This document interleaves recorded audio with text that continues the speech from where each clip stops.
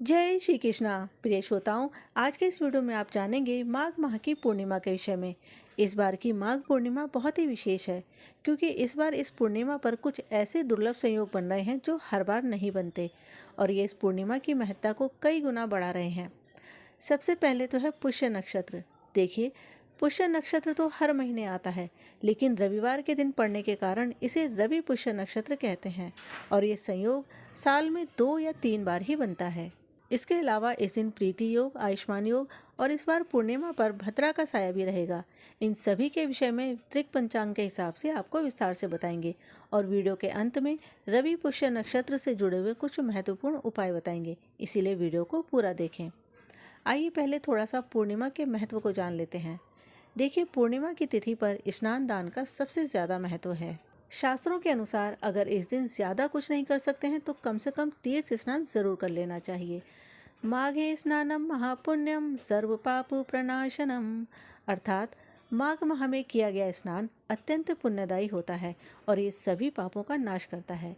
इस श्लोक का वर्णन पद्म पुराण के माघ महात्म्य में मिलता है। इसमें बताया गया है पूर्णिमा की तिथि पर जप तप ध्यान करना चाहिए क्योंकि इस दिन देवलोक की ऊर्जा पृथ्वी पर बहुत ही आसानी से उतरती है और साधकों को साधना में निश्चित ही सफलता मिलती है। इसीलिए इस दिन सभी साधु सन्यासी और गुरुजन ध्यान साधना करते हैं। प्रयागराज जैसे तीर्थों में जो भक्त माघ कल्पवास करते हैं, उस कल्पवास का समापन भी माघ पूर्णिमा को ही होता है। इस दिन विशेष स्नान दान और हवन किए जाते हैं। माघ पूर्णिमा पर किया गया दान अक्षय फल देता है। इस दिन सप्तनाज, तिल, घी, कंबल, वस्त्र, गौ, स्वर्ण और भूमि, इनमें से कुछ भी दान कर सकते हैं। आइए अब जानते हैं इस बार माघ पूर्णिमा कब है और इस दिन कौन कौन से शुभ मुहूर्त हैं। दृक पंचांग के अनुसार पूर्णिमा की तिथि 1 फरवरी को सुबह 5:52 पर शुरू होगी और अगले दिन 2 फरवरी को सुबह 3:38 पर समाप्त होगी।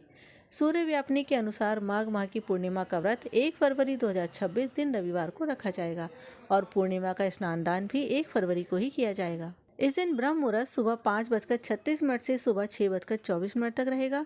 सूर्योदय सुबह 7:13 पर होगा और सूर्यास्त शाम को 5:55 पर।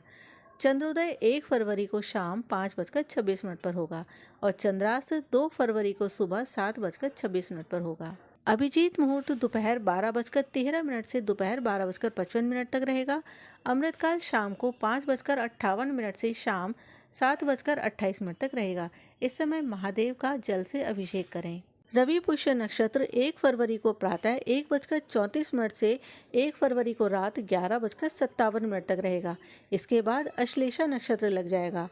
इस दिन प्रीति योग सुबह 10:18 तक रहेगा। इसके बाद आयुष्मान योग लग जाएगा जो कि 1 फरवरी को सुबह 10:18 से 2 फरवरी को सुबह 7:20 तक रहेगा।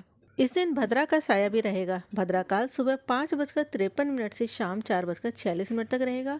इस समय कोई भी शुभ या मांगलिक काम नहीं करना चाहिए। इस दिन राहु काल शाम 4:34 से शाम 5:55 तक रहेगा। कुलिक काल दोपहर 3:15 पर शुरू होगा और शाम 4:35 तक रहेगा।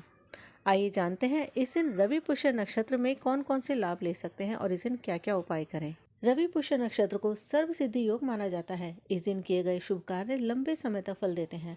इसीलिए इस दिन गृह प्रवेश, नया वाहन, इलेक्ट्रॉनिक्स या फर्नीचर लेने का काम करना चाहिए। नामकरण या अन्नप्राशन कर सकते हैं। प्रमोशन या इंटरव्यू के लिए जाना अच्छा रहेगा। कोई आवेदन फॉर्म भरने की सोच रहे हैं तो भर दीजिए। पढ़ाई लिखाई से जुड़ा हुआ कोई कोर्स करना चाहते हैं तो इसकी शुरुआत कर सकते हैं। कोई भी साधना या मंत्र जाप प्रारंभ करना चाहते हैं तो इस दिन से करिए, शुभ रहेगा।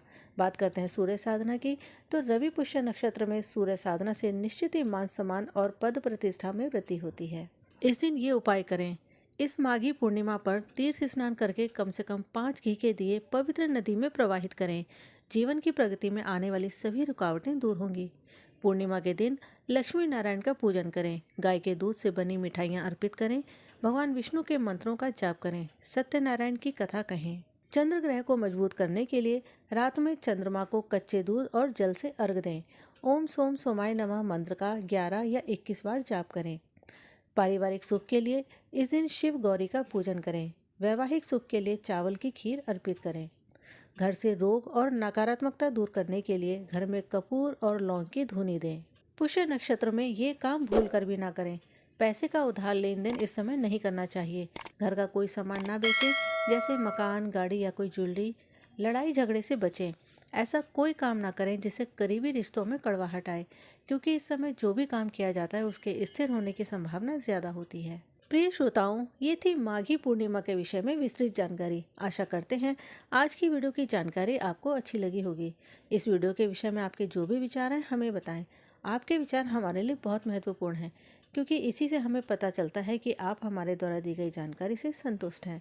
वीडियो अच्छा लगा हो तो वीडियो को लाइक और शेयर करें, और इसी तरह से आने वाले सभी व्रत और त्योहारों के विषय में जानकारी के लिए हमारे चैनल को सब्सक्राइब करें।